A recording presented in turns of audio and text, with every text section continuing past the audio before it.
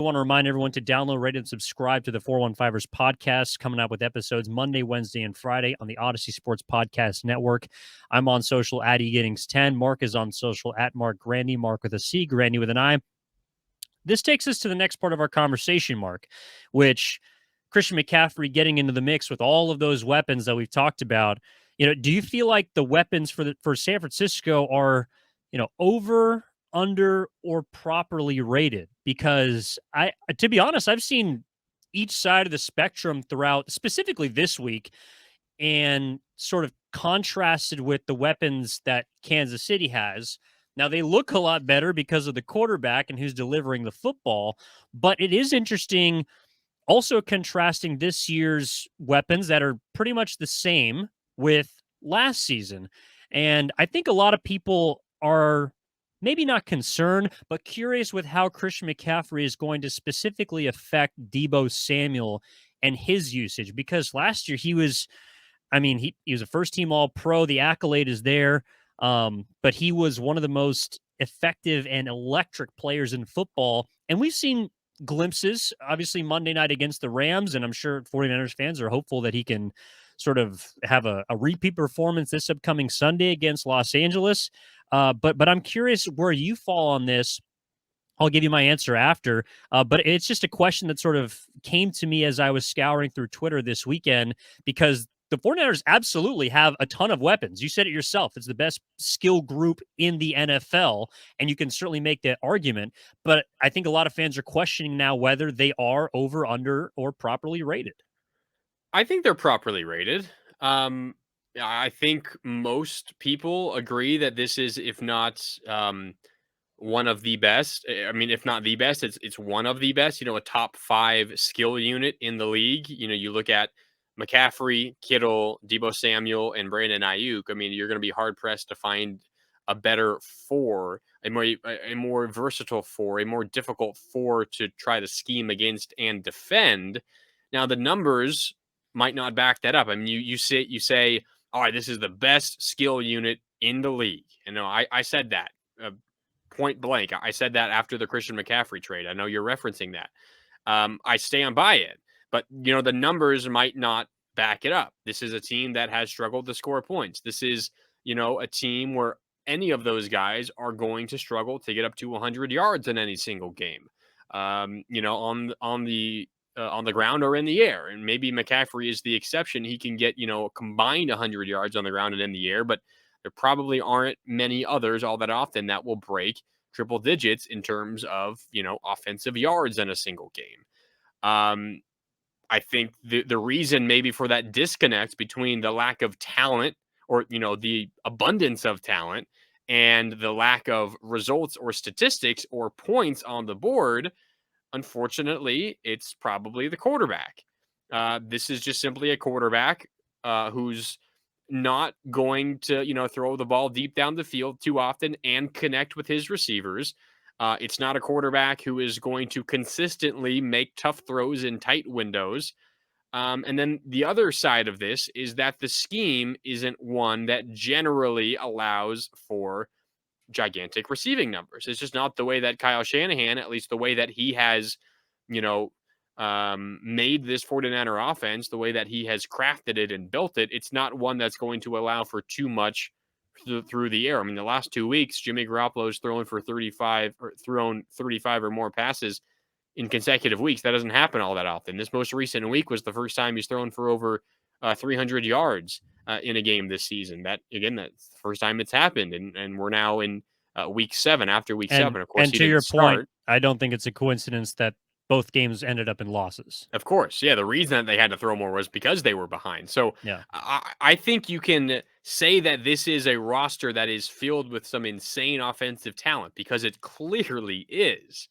But the reason why that might not translate into some gaudy offensive numbers that you see from, the Buffalo Bills offense and the Kansas City offense, who maybe have the greater overall offensive threat, a singular threat, in Stephon Diggs and Travis Kelce. Say what you want. He is a better pass catcher than George Kittle right now. Maybe a big part of it is the quarterback. But the reason for that disconnect between talent and depth on offense and production. I think it's a combination of the lack of play from the quarterback, lack of talent from the quarterback, and just in general, the scheme that those offenses run. Yeah, I think going through the weapons individually, I can find some over-unders. But as a whole, I'm kind of with you. I think that they are properly rated for now. Now, I think they are also teetering, depending on, like you mentioned, the actual statistics playing out on the field. They can certainly turn to overrated based on how much talent they have, that abundance that you're talking about.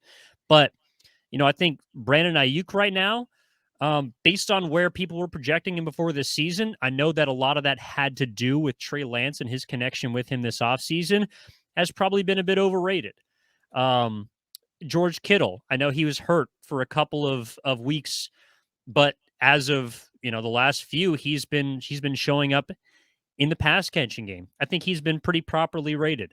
Um, Debo Samuel, it was around this time last year that he really took that leap as a Yeah. runner. That's probably not going to be happening a whole lot with Christian McCaffrey coming out of the backfield now and the return of Elijah Mitchell to the ground game. So maybe he's not getting as many rushes, but I think that he's been maybe underrated as a pass catcher compared to what he did through 7 games last year. Looking at, I mean, I don't want to go down the list, but Jeff Wilson Jr. is probably underrated based on what was expected of him this year. So all of it together, that equation to me ends up probably on the properly rated side. I think Jimmy Garoppolo, of course, is unfortunately kind of the crux of the issue and is at the center of everything because he's the one who determines at the end of the day where the football goes. But right now, I would say without McCaffrey, because that's where they were prior to this week, they were pretty properly rated. Now, if this production offensively and specifically the amount of points does not, jack itself up, if it does not turn into results for the 49ers, then I think we can say that this is an offense that would be overrated because of how many weapons they have. There's you can probably say, regardless of quarterback play, if you're as good at if you are deservedly being called the best skill group unit in the NFL, doesn't matter who's throwing you the ball, you gotta be so great that you can get open and any quarterback can be successful with you. I hear that argument, but I think in this conversation you think, okay, let's just kind of slip in a different quarterback and kind of play a game here. How would that change the offense? Let's just swap skill position players. And so, the quarterback or not the quarterbacks, excuse me. Let's swap the receivers, the tight ends, and the running backs for the 49ers and Chiefs. Just swap them. How do those offenses change?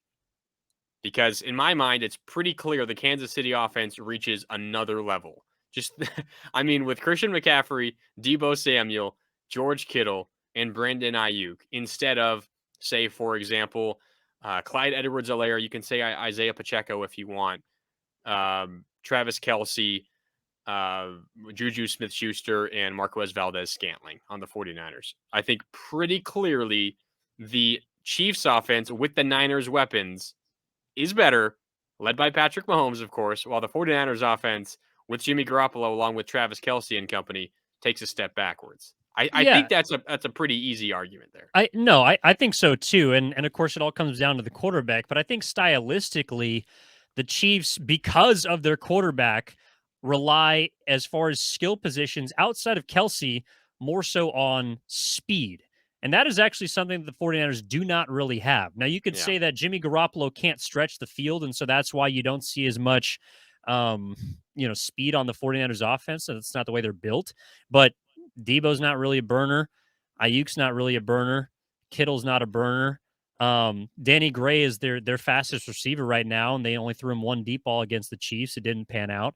But I do think that just to play devil's advocate here, like I do think the Chiefs are built because of their quarterback, whereas the 49ers are also built because of their quarterback. That's why you go out and get CMC, because I feel like right now the 49ers are trying to not necessarily reconstruct their offense, but build an offense that can beat you 10 yards in because that's where their quarterback is most effective. Okay, I hear where you're coming from, but I think the point is that a quarterback like Mahomes, maybe he's best built a certain way. He's most effective with a certain style of offense, but a quarterback like Mahomes is able to play any style. I mean, he's. I mean, I know we're picking Mahomes, who could end up being the greatest, if not one of top 5 quarterback of all time if his career continues on the trajectory it's currently going on. It's an unfair comparison, clearly. But the Niners offense is built the way it is behind the run game and behind, a screen game and Deebo Samuel as a wide back. It's built that way because of Jimmy Garoppolo's limitations. If they had a different quarterback there who was able to move the ball around, and this is coming from someone who has been very critical of Jimmy Garoppolo, but over the last 2 weeks, I mean, I've openly stated here on the pod, I think Jimmy Garoppolo's throwing the ball better than I thought he was going to. He's played pretty decently. He has those moments like the interception in the end zone against the Chiefs where, you just bury your head in your hands because you can't believe that a veteran quarterback could make a throw like that, could possibly think that that was the move to make. But you take out that one, those 2 bad moments, and you're like, all right, this is a guy who's putting the ball on his targets numbers over the middle of the field, 15 yards down the field, and he looks pretty good. But still, there is clearly a lack of explosion in this offense, and I think the biggest reason why is because of the quarterback's limitations. Now, you said the speed. They definitely do not have that deep threat who can take the top off the defense. That's why the Emmanuel Sanders acquisition back in the 2019 season was so important.